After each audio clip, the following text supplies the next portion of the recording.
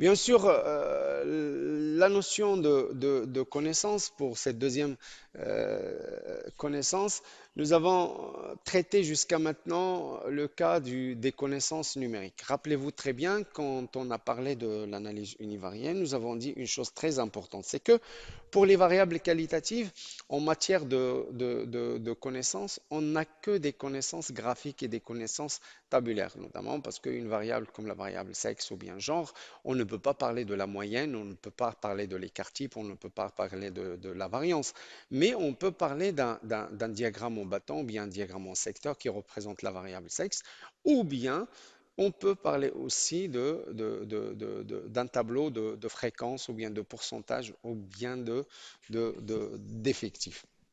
Alors, donc, quand on a bien voulu travailler sur les variables quantitatives, que ça soit discrète ou bien continue, nous avons dit qu'on a un certain nombre de trois catégories de paramètres numériques qui peuvent vraiment décrire une variable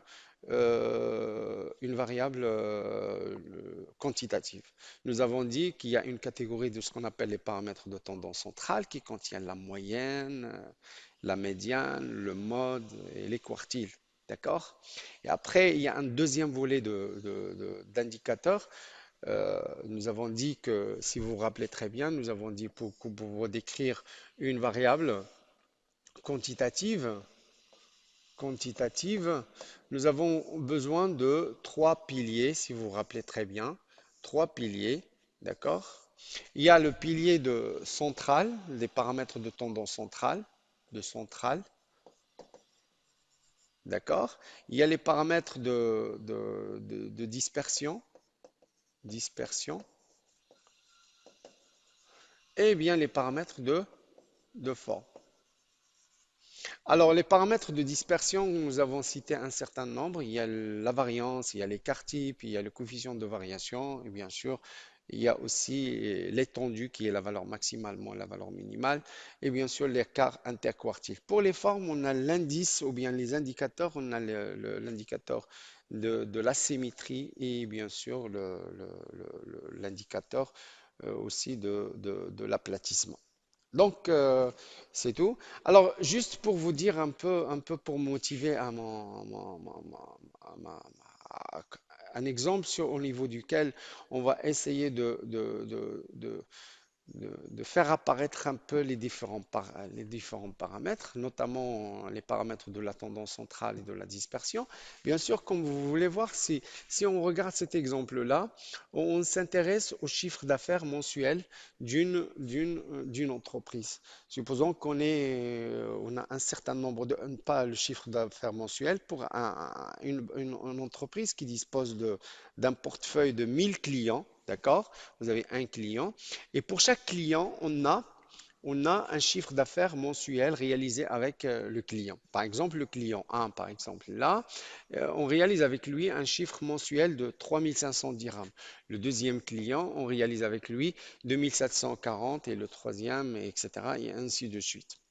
Alors, là, le tableau qu'on est en train de voir là, à gauche de ce slide, c'est un tableau qui représente pas la donnée, parce que la donnée réellement, c'est des factures. Les données, c'est des factures. Mais ça, on est à un niveau d'information. Ça veut dire on est vraiment à la deuxième strate de notre pyramide d'Elliott. Et là, ce qui est important, c'est comment on peut générer, par exemple, des connaissances numériques à travers cette information. Bien sûr, ça, c'est une information. Information. Information. Donc, l'information, donc notre travail, c'est d'essayer de générer des connaissances, comme vous pouvez le voir là, c'est des connaissances, naissance numérique. Rappelez-vous très bien que quand j'ai parlé de la connaissance, j'ai dit que la connaissance, elle a une particularité assez importante, c'est qu'elle permet d'être comprise par n'importe qui, telle qu'elle soit sa discipline. Alors, bien sûr, il y a le premier paramètre de tendance centrale que tout le monde utilise, c'est la moyenne. Ici, on voit que le chiffre d'affaires moyen réalisé avec les clients, c'est 4500 dirhams par mois. Ça veut dire qu'ici, c'est le chiffre d'affaires qu'on réalise par mois avec les clients. D'accord? Bien sûr, comme je vous ai dit que la moyenne risque ne pas être fiable, d'accord? Et c'est pour cette raison on est obligé de l'accompagner avec un paramètre de dispersion. Et ici, j'ai choisi comme paramètre de dispersion, c'est l'écart type que j'ai noté ici par sigma. Alors, euh, quand je vois la moyenne X bar est égale à 4500 dirhams, le patron va dire que pour moi, chaque client, je réalise avec lui en moyenne, en moyenne 4500 dirhams par mois. Ça veut dire qu'un client représente pour lui 4500 dirhams par mois. Ça veut dire qu'avec 1000 clients, on va être autour de 4500 dirhams par mois. D'accord? Donc, s'il y a des opérations pour collecter un peu, pour recruter assez de clients, donc on risque vraiment, chaque client, il va nous rapporter 4500 dirhams par mois. Alors, la question pour voir est-ce que cette hypothèse elle est juste ou non, il va être confirmé par l'écart type. Alors, si l'écart type il est assez petit, alors dans ce cas-là, la moyenne, il a plus de valeur et plus d'importance. Mais si l'écart type il est assez large, alors dans ce cas-là, on sera face à une moyenne qui n'a pas de valeur. Ça veut dire qu'il n'a pas vraiment d'importance au niveau analyse et au niveau décision. Bien sûr, je ne vais pas aller un peu plus loin, mais bien sûr, on exploite les deux, les deux paramètres écart type et moyenne.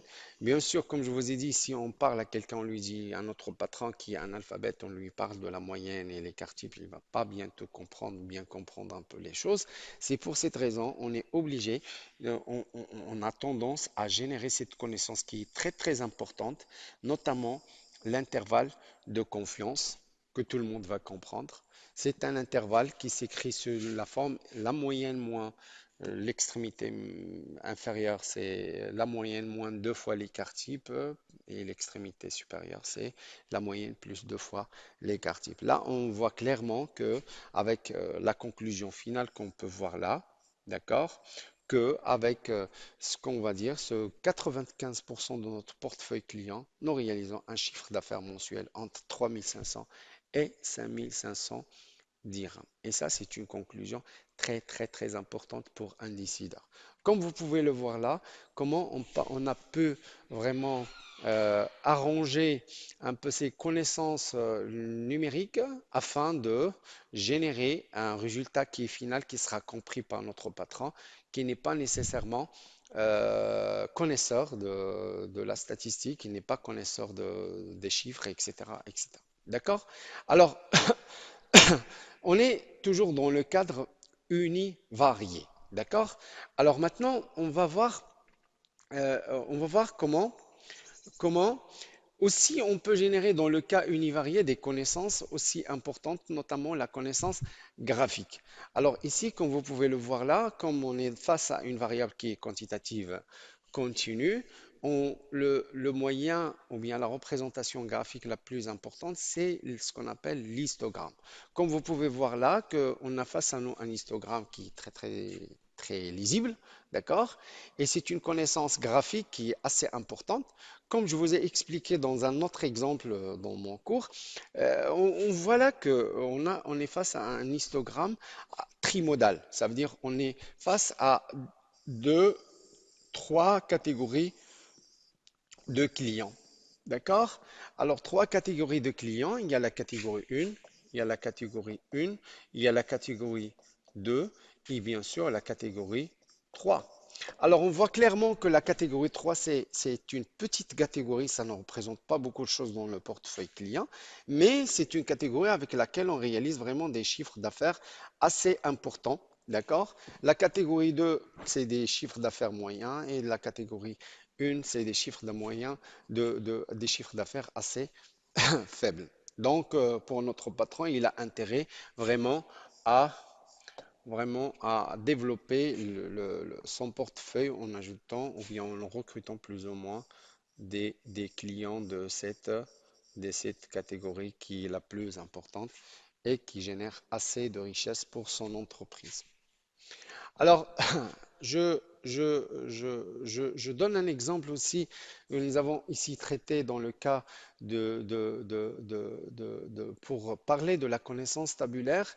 J'ai bien voulu vous faire le même exemple que nous avons traité dans le cadre du contrôle de qualité des boîtes de céréales, comme je vous ai expliqué lors de cet exemple-là, que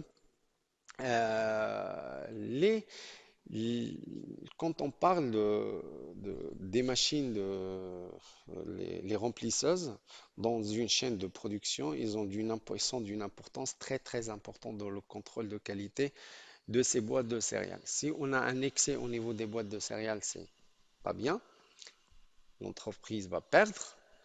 Et si on a des boîtes de céréales avec des poids plus ou moins que la valeur nominale, c'est aussi l'entreprise elle est perdante parce que les clients vont être certainement frustrés, ils vont plus acheter les produits de l'entreprise. Alors, on est face à une variable quantitative continue. C'est ici, j'ai essayé de vous mettre un peu une connaissance tabulaire qu'on a eu l'opportunité de discuter ensemble. Vous pouvez voir là, ici, on a les classes. Et rappelez-vous très bien, quand on est face à une variable quantitative continue, on ne parle plus de modalité, mais on parle de classe de modalité. Vous pouvez voir là qu'on a des classes de modalité qui ne sont pas de même amplitude. Vous avez ici la deuxième colonne qui représente le centre et on a vu tous ensemble comment on peut exploiter ce centre-là pour calculer les paramètres de dispersion et les paramètres de tendance centrale, notamment la moyenne, et l'écart type, etc., la variance, etc.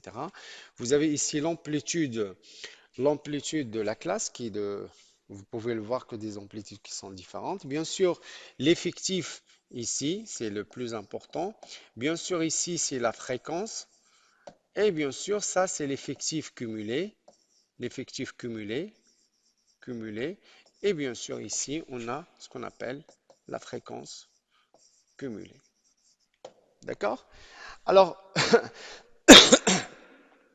c'est très important de voir ça parce que normalement, nous avons vu tous ensemble que c'est une connaissance tabulaire qui est très importante, qui résume un peu les données qui sont un peu de 42 observations, qui se limitent seulement à 5 ou 6 lignes au lieu de 42 lignes.